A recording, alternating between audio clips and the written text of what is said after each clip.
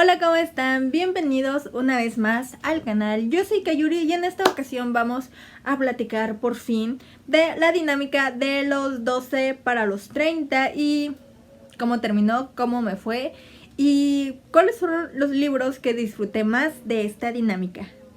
El año pasado subí un video donde les comentaba sobre 12 libros que quería leer antes de cumplir 30. Lo subí a mediados o finales de julio porque en ese mes es mi cumpleaños.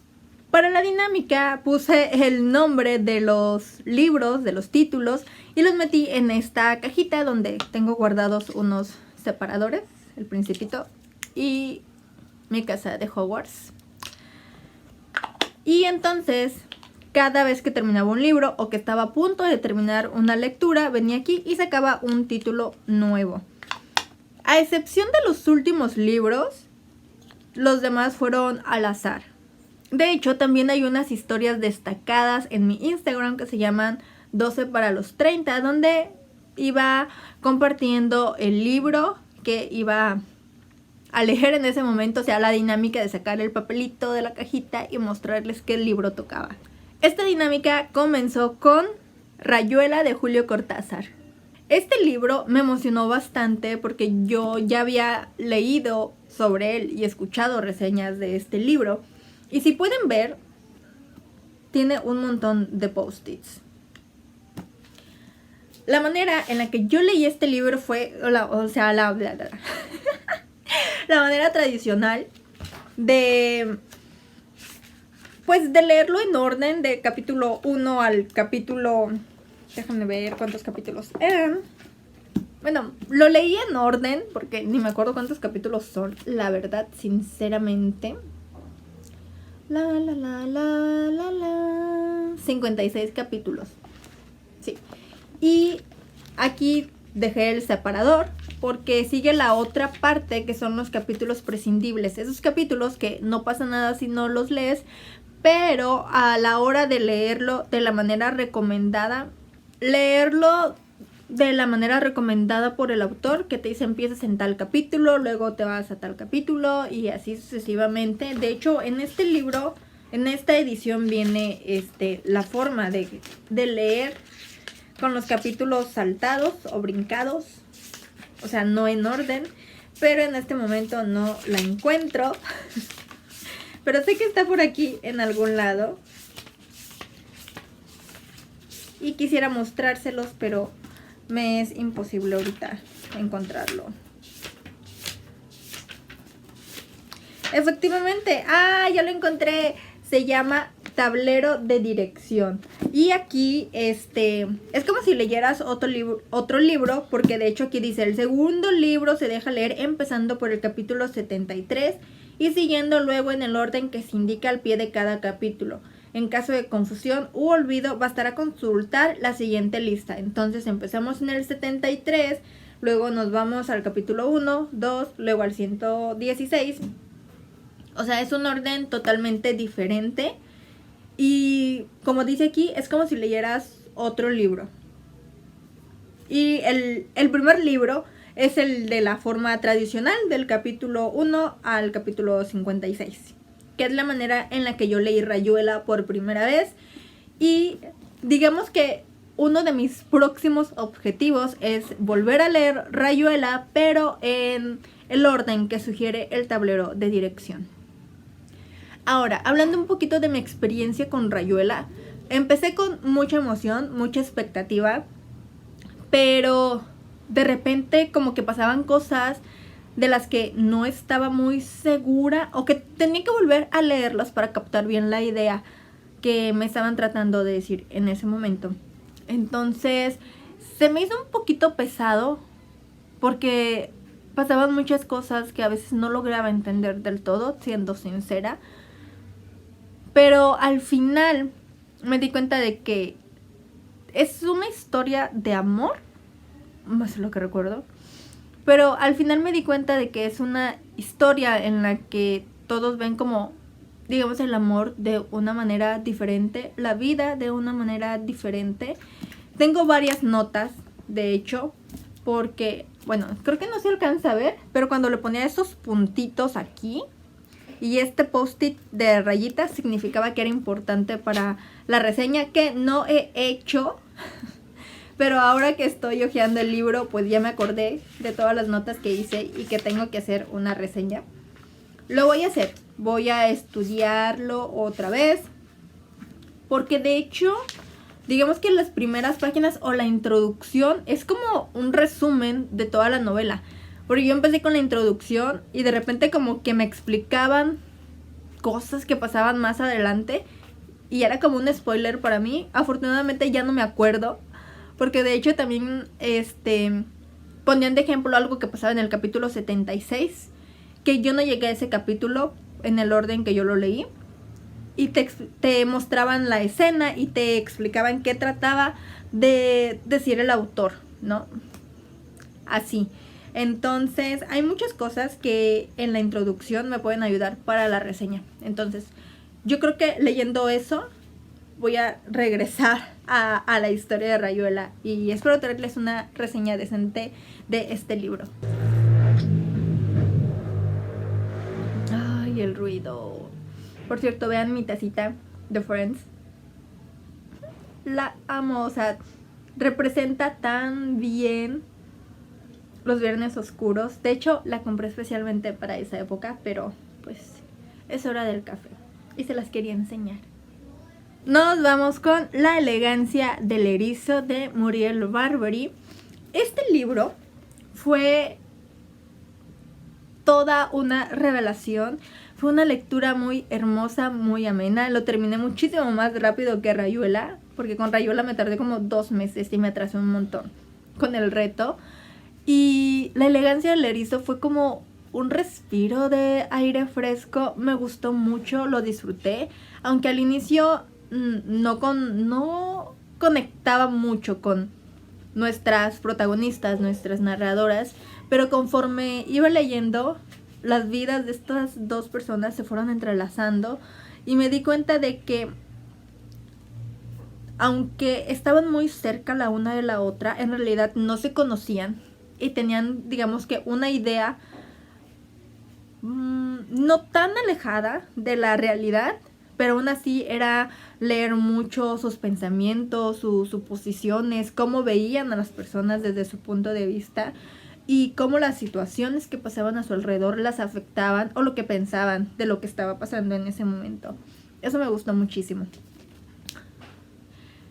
Es de mis favoritos de esta lista de libros que hice, La elegancia del erizo. De hecho, hay reseña en el canal por si se quieren pasar a verla. Después nos fuimos con un libro, un clásico en la literatura mexicana, que quería leer desde hace muchísimo tiempo porque vi la película. Y desde que vi la película, o sea, estoy hablando de hace muchísimos años, 10 años más o menos, a lo mucho. Y me quedé con esa idea de yo voy a leer ese libro algún día. Y les estoy hablando de Arráncame la vida, de Ángeles Mastretta. Esta historia está contada desde el punto de vista de la protagonista, que se llama Catalina. Y vamos conociendo cómo su vida cambia, cómo las decisiones que ha tomado en la vida la afectan y cómo ella las afronta de una o tal manera, mientras la política en México avanza y cómo es que ella se adapta a todo este mundo porque se casa con un hombre importante que entra en la política y cómo todo esto le afecta a ella y cómo las cosas que ella hace o deja de hacer afectan a las demás personas que hay a su alrededor. Ahora, continuando con historias desarrolladas en México o durante eventos importantes en la historia de México, nos vamos con La templanza de María Dueñas. Este librito yo lo conseguí como en un bazar así de segunda en 80 pesitos. Y de hecho venía nuevo y traía el precio, como la etiqueta del precio original todavía, que era como de 300 y fracción. Entonces me pareció una ganga. En ese entonces lo compré porque me pareció una portada muy bonita. O sea, vean las figuritas así como tipo acuarela en un fondo muy simple. Siento que eso hace que resalte muchísimo más. Y después salió la noticia de que La Templanza se iba a adaptar a una serie en Amazon. Y fue cuando yo me acordé que yo tenía este libro sin leer en mi librero. Entonces dije, lo agrego a la lista, lo leo y después me veo la serie. Aquí nuestro protagonista es Mauro Larrea, un hombre importante que se dedica a, ¿cómo se llama? Estos tipos, como a las minas en México. Y él no es mexicano, pero llega a México y aquí se establece y se hace de un hombre importante en la sociedad. Y eso lo lleva a que sus hijos sean, su hija está casada con un hombre importante. Y también está como que su hijo en matrimonio con una chica de sociedad bastante importante. Entonces todo va bien hasta que decide invertir en un negocio demasiado arriesgado, a pesar de que su amigo, asesor y abogado le dice que es una tontería. O sea, él no le hace caso porque pues llegó aquí a México sin nada, y el arriesgarse lo hizo tener todo lo que tiene. Entonces él decide arriesgarse otra vez, pero esta vez no le va tan bien porque pasan situaciones que él no puede controlar y que se salen de todo lo que él tiene. Entonces pues le toca afrontar las consecuencias de esa decisión tan arriesgada. Y nadie sabe, o sea, nadie de su círculo cercano sabe que él está como en bancarrota o que está por quedarse en bancarrota, porque eso afectaría el matrimonio de su hijo, el que aún no se casa. Pero entonces, en ayuda de su amigo, decide hacer varios movimientos y hace un viaje que le va a cambiar literalmente la vida. De México se traslada a Cuba en busca de una nueva oportunidad y ahí se encuentra con las personas que lo llevarán a su verdadero destino. Obviamente aquí también nos encontramos como muchas intrigas porque Mauro Larrea se ve involucrado en situaciones que no tenía planeadas, que no estaban contempladas en su plan para volver a establecerse, volver a tener estabilidad económica y regresar a México, a su vida y a lo que él conoce y a lo que él se dedica. Entonces todo esto le cambia los planes por completo, porque solamente tiene 3 o 4 meses para arreglar su situación y regresar a México y casar a su hijo y que nadie se entere de lo que pasó y que todo siga normal. Pero parece que le va brillando el camino y de repente pasa algo y no se va a poder hacer tan rápido, o las cosas ya no van a ser como habían planeado para esa situación. Entonces es como un vaivén de situaciones pequeñas en las que él se ve involucrado y que tiene que resolver. Y hay otras en las que no debería de meterse, pero se mete porque aparece una mujer que lo intriga bastante. Entonces de alguna manera él no se puede resistir. Sabe que debería decir que no, pero dice que sí. Y esta mujer también es muy importante en la vida de Mauro Larrea y para el desarrollo de esta historia, que avanza lento, pero al ser como una novela histórica se centra mucho en describir los detalles, cómo era la época en ese tiempo, la vestimenta, sus expresiones, cómo van vestidos, cómo van peinados y todos esos detalles. Pero después de la mitad más o menos es cuando empieza la verdadera intriga en esta historia. Por otro lado tenemos la serie que tiene el mismo nombre, La Templanza, que en lo personal entiendo lo que hicieron con el inicio, pero no me gustó tanto porque eso nos revela muchos secretos que en el libro pues o sea no sabemos hasta ya casi al final del libro, porque el pasado se va revelando poco a poco. Y acá es como que me muestran lo que está haciendo Mauro Larrea y me muestran unas situaciones que pasan mucho más adelante o que Mauro se entera muchísimo más adelante.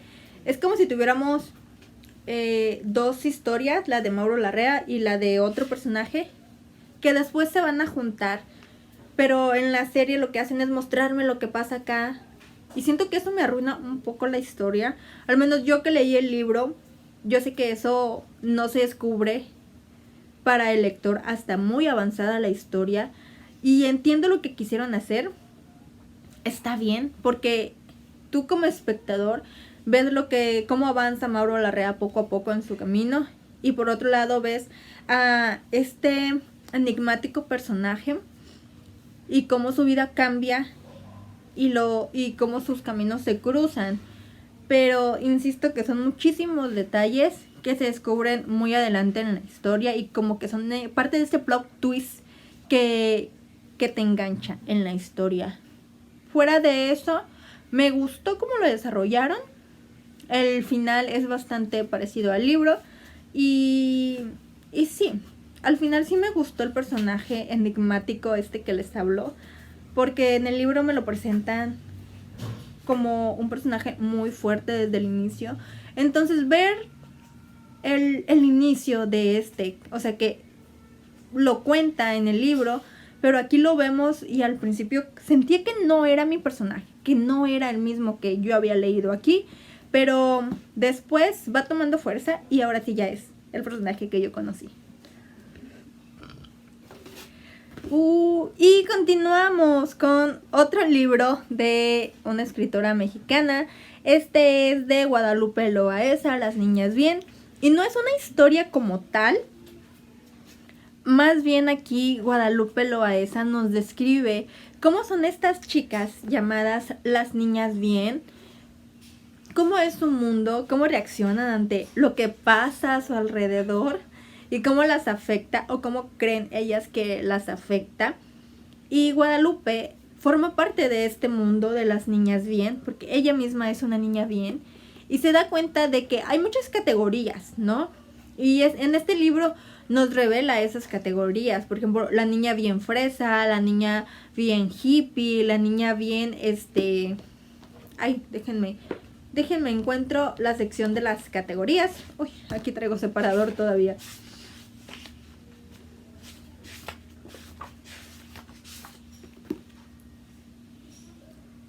Las niñas bien rebeldes, las niñas bien mandilonas. O sea, te explica por qué se llaman así, quiénes son, cómo las afecta. Y en cada capítulo como que nos muestra una parte o una escena de cómo afecta una situación a una niña bien. Pero en realidad no es una historia como tal, pero es como mostrarte parte de esta sociedad, la sociedad alta de México, ¿no? Cómo es, cómo se comporta y cómo percibe el mundo a su alrededor. Debo de confesar que en algunas partes se me hizo repetitivo, y eso me llegó a abrumar un poco, pero no tanto como para abandonar la lectura, porque sí era entretenido. O sea, sí leí algo y decía, bueno, creo que esto ya me lo presentó al inicio del libro, pero aquí presentándome una situación totalmente diferente, ¿no? Entonces, es a eso a lo que trato de referirme. Espero haberme dado a entender. Y de hecho, hay película de Las Niñas Bien, la cual no he visto, pero dicen que es bastante buena, así que la veré y les voy a compartir mi opinión por Instagram. Que por cierto, mis redes sociales siempre se las dejo en la cajita de la descripción, y precisamente Instagram es la red social que más me gusta y que más uso. Y digamos que en segundo lugar está Facebook, luego Twitter, que aunque no publico muy seguido por ahí, sí entro a ver las publicaciones y a ver qué pasa en las redes sociales. La siguiente lectura no lo pude conseguir en físico, y les estoy hablando de La Sombra del Viento, de Carlos Ruiz Zafón. Esta es una historia increíble de principio a fin. Ahora entiendo por qué me recomendaban mucho que lo consiguiera en físico, porque creo que no habían pasado ni 10 minutos del audiolibro cuando escuché una frase que me gustó muchísimo y me quedé con las ganas de marcarla. Y aquí al inicio nuestro protagonista se encuentra con un libro que le va a cambiar la vida. Bueno, un lugar que le va a cambiar la vida, porque su padre lo lleva al cementerio de los libros y allí encuentra este libro que para él tiene mucha importancia y que le cambia la vida, literalmente. Y mientras vamos leyendo, o sea, parece que son cosas insignificantes, pero conocemos la historia de su padre, la historia de la chica que le gusta, conocemos, o más bien él trata de investigar un poco sobre el autor del libro que tiene o que encontró y que le gustó muchísimo, y se da cuenta de que hay mucho misterio alrededor de este autor, y él decide pues continuar con la búsqueda del autor y saber si hay más libros que hay escrito. Pero entonces se da cuenta de que hay alguien, o sea, que quieren ese libro a como de lugar. Incluso se lo intentan comprar por una cantidad realmente increíble, pero para él significa mucho este libro y obviamente no lo vende.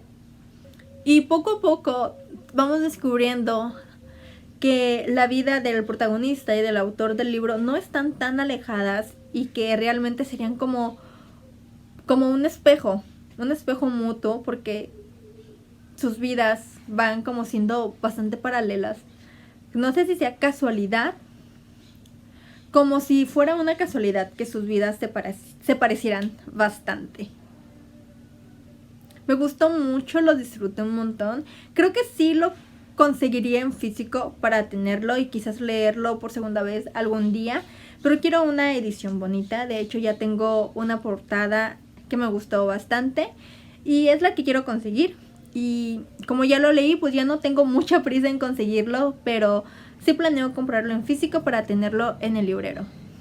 El siguiente libro en la lista es La insoportable levedad del ser. De este libro ya tenemos reseña publicada en el canal por si se quieren pasar a verla, pero en resumen es una historia en la que no solamente se habla sobre un amorío complicado, sino que cada personaje tiene su propio trasfondo, su propio pasado, y mientras vamos conociendo la historia, vamos conociendo este lado un poquito oscuro de los personajes, lo que realmente piensan y sienten respecto a ciertas situaciones y cómo estas situaciones son más pesadas o más leves para el personaje. O sea, al principio nos da como una introducción entre levedad y peso. Y me parece muy buena porque así podemos entender un poquito más lo que los personajes tratan de decirnos. Por qué una historia suele tener más peso o más levedad según la circunstancia. Pero me gustó mucho de que no es solamente que te presenten un amorío o unos personajes que se relacionan y sus vidas se complican, sino que sus vidas ya son complicadas y simplemente conocemos por qué huyen de sí mismos o porque huyen de alguien más o de las situaciones que hay a su alrededor, y cómo eso los complica y los lleva a lugares y a situaciones que antes no hubieran imaginado. Los invito a ver la reseña en el canal. Y ¿qué les puedo decir? Me gustó, me dejó pensando también bastante, mucho diría yo. Por eso no lo podía dejar sin reseña a este librito. Siento que he hablado un montón en este video, espero no complicarlos. Entonces creo que voy a dividirlo en dos partes para que no se haga demasiado largo. Así que los invito a ver la segunda parte de este video la próxima semana. Y gracias por acompañarme en este video hasta el final. ¡Chao!